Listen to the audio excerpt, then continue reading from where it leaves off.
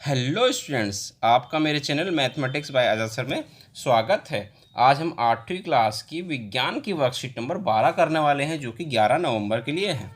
सभी बच्चे यहाँ अपना नाम लिखेंगे या अपने कक्षा अध्यापक का या अध्यापिका का नाम लिखेंगे। आज हम पढ़ेंगे बेटा धातुओं के रासायनिक गुण। इससे पहले जो वर्कशीट थी उसमें हमने पढ़े थे धातुओं के भौतिक गुणधर्म। अब यहाँ पे रासायनिक पढ़ेंगे। कहता आज हम धातुओं के रासायनिक गुणों के बारे में जानेंगे। क्या है जी? ऑक्सीजन के साथ अभिक्रिया, यानी कि धातुओं के ऑक्सीजन के साथ अभिक्रिया करते हैं तो क्या बनता है, क्या प्रभाव पड़ता है।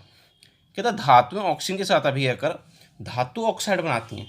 धातुएं अगर ऑक्सीजन के साथ अभिक्रिया कराई जाती है धातुओं की, तो धातु ऑक्साइड बनाती हैं। आपको दिखाई दे रहा है धातु प्लस ऑक्सीजन क्या बन गया, आपका धातु ऑक्साइड बन गया बेटा। कहता पिछली कक्षा में हमने जाना था कि मैग्नीशियम रिबन को वायु में जलाने पर सफ़ेद रंग की राख के रूप में मैग्नीशियम ऑक्साइड बनता है। पिछली क्लास में पढ़ा था कि अगर मैग्नीशियम रिबन को वायु में जलाते हैं तो सफ़ेद रंग की राख के रूप में क्या बनता है, मैग्नीशियम ऑक्साइड बनता है। ठीक है बेटा। कहता लोहे की वस्तुओं को वायु में खुला रख देने पर वह वायु की ऑक्सीजन व नमी से क्रिया कर आयरन ऑक्साइड बनाती हैं। अगर हम लोहे को वायु में खुला रख देते हैं तो वायु की ऑक्सीजन और नमी के साथ क्या कर लेती हैं, क्रिया करके आयरन ऑक्साइड बना देती हैं, जिसे हम लोहे पर जंग लगना कहते हैं। लोहे पर जंग लगना। और आप जानते हैं जंग लगने से बचाने के लिए हम क्या क्या करते हैं, हम पेंट करते हैं लोहे की चीज़ों को, ग्रीस लगाते हैं और ऑयल लगाते हैं। ठीक है। आके देखिए आयरन यानी कि लोहा Fe, ऑक्सीजन और जल यानी कि नमी के साथ अभिक्रिया कर क्या बन रहा है, आपका आयरन ऑक्साइड बन रहा है बेटा। इसी तरह से मैग्नीशियम की ऑक्सीजन के साथ करते हैं तो मैग्नीशियम ऑक्साइड बन जाता है। धातुओं के ऑक्सीजन के साथ करेंगे तो धातु ऑक्साइड ही बनेगा। देखिए आगे क्या लिखा, देखिए कहता है जब कॉपर के बर्तन को लंबे समय तक नम वायु में खुला रखा जाता है। अगर कॉपर का बर्तन है उसे लंबे समय तक खुला रख देते हैं वायु में, तो उस पर हल्की हरे परत जम जाती है। हल्के रंग की एक हरी परत क्या होती है, जम जाती है। यह हरा पदार्थ क्या होता है, कॉपर हाइड्रोक्साइड होता है बेटा। क्या होता है, कॉपर हाइड्रोक्साइड। कॉपर हाइड्रोक्साइड का फॉर्मूला CuOH2 बेटा। और कॉपर कार्बोनेट CuCO3 का मिश्रण होता है। अभिक्रिया लिखिए बेटा, कॉपर की जल के साथ इनके नमी, कार्बन डाइऑक्साइड और ऑक्सीजन के साथ अभिक्रिया होती है तो कॉपर हाइड्रोक्साइड बन जाता है और कॉपर कार्बोनेट बन जाता है। ठीक है बेटा। तो हमने सीखा अभी तक कि ऑक्सीजन के साथ अभिक्रिया कराते हैं तो धातु ऑक्साइड बनता है। ठीक है। मैग्नीशियम रिबन को जलाते हैं तो सफ़ेद रंग की राख के रूप में मैग्नीशियम ऑक्साइड बनता है। और अगर लोहा ऐसी नमी, वायु और नमी के साथ अभिक्रिया करके आपका जंग लग जाता है उस पर, ठीक है, और आयरन ऑक्साइड वो बन जाता है। तो आगे देखते हैं बेटा क्या है। कहता अब हमें पढ़ना है इनकी क्रिया, इनकी धातुओं की प्रकृति के बारे में। धातुओं की प्रकृति के बारे में बेटा अब हम पढ़ेंगे इनकी। कहता अब हम क्रियाकलाप के द्वारा जानेंगे कि धातु ऑक्साइडों की प्रकृति अम्लीय होती है या क्षारीय होती है। ठीक है। हमें चाहिए लोहे की जंग, हल्दी पेपर, लिटमस पेपर यानी कि नीला व लाल सूचक और टेस्ट ट्यूब। ठीक है जी। हम इन लोहे के जंग को जो है हल्दी पेपर पे, लिटमस पेपर पे और टेस्ट ट्यूब से चेक करेंगे कि इसकी अम्लीय प्रकृति है या क्षारीय प्रकृति है। देखिए रस्ट को एक टेस्ट ट्यूब में इकट्ठा किया। रस्ट यानी कि जंग को हम एक टेस्ट ट्यूब में क्या कर लेते हैं, इकट्ठा कर लेते हैं और उसको पानी में घोला, पानी में घोल देते हैं। रस्ट पानी में नहीं घुल पाता है। आप रस्ट की जगह मैग्नीशियम ऑक्साइड ले सकते हैं।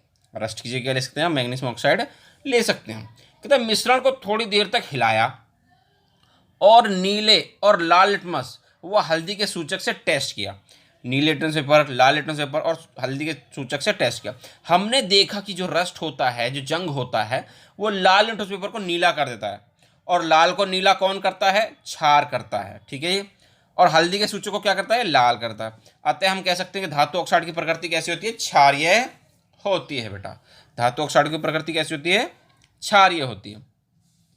जल के साथ अभिक्रिया, धातुएं जल के साथ अभिक्रिया करके धातु ऑक्साइड बनाती हैं।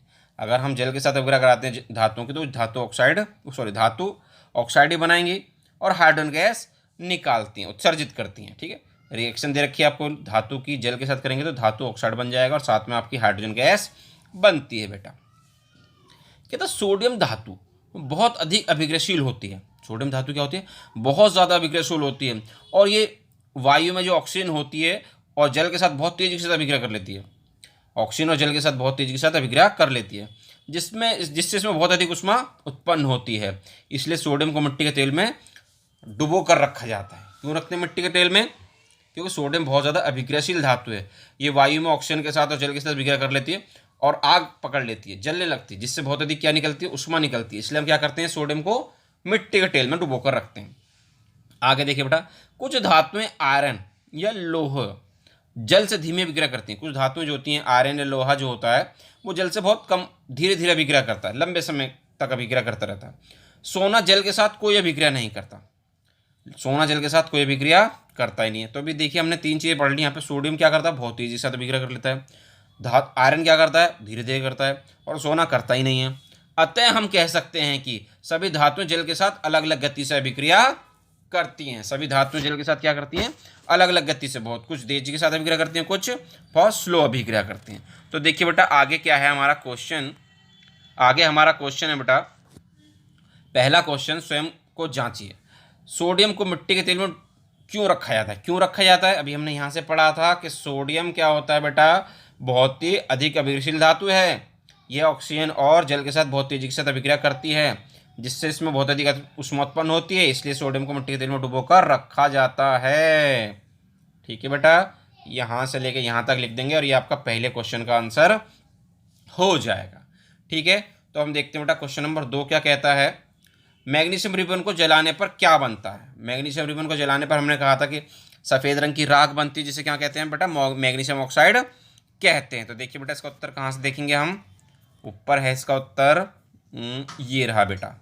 ठीक है, ये कहता है मैग्नीशियम के रिबन को, यहाँ से मैग्नीशियम के रिबन को वायु में जलाने पर सफ़ेद रंग की राख के रूप में मैग्नीशियम ऑक्साइड बनता है। क्या बनता है बेटा? मैग्नीशियम ऑक्साइड बनता है। तो ये हमारा क्वेश्चन क्या हो जाएगा, क्वेश्चन नंबर 2 का आंसर हो जाएगा। ठीक है, इसे कहते हैं बेटा मैग्नीशियम ऑक्साइड। ठीक है, आगे देखिए बेटा तीसरा क्वेश्चन क्या कहता है। तो बेटा तीसरा क्वेश्चन हमसे कहता है, लोहे के दरवाजे व खिड़कियों को पेंट क्यों किया जाता है? तो इसका आंसर बेटा मैं आपको बता देता हूँ, अलग से मैंने बताया था, जंग से बचाने के लिए। तो इसका उत्तर आप लिख दोगे, जंग लगने से बचाने के लिए, बचाने के लिए। ठीक है बेटा, ये क्वेश्चन नंबर 3 का आंसर हो जाएगा। किसका? क्वेश्चन नंबर 3 का आंसर हो जाएगा कि लोहे के दरवाजे और खिड़कियों को क्यों हम पेंट करते हैं, जंग लगने से बचाने के लिए। तो देखिए बेटा आप इसका क्वेश्चन नंबर 4 क्या कहता है। कहता है धातु के ऑक्साइडों की प्रकृति कैसी होती है?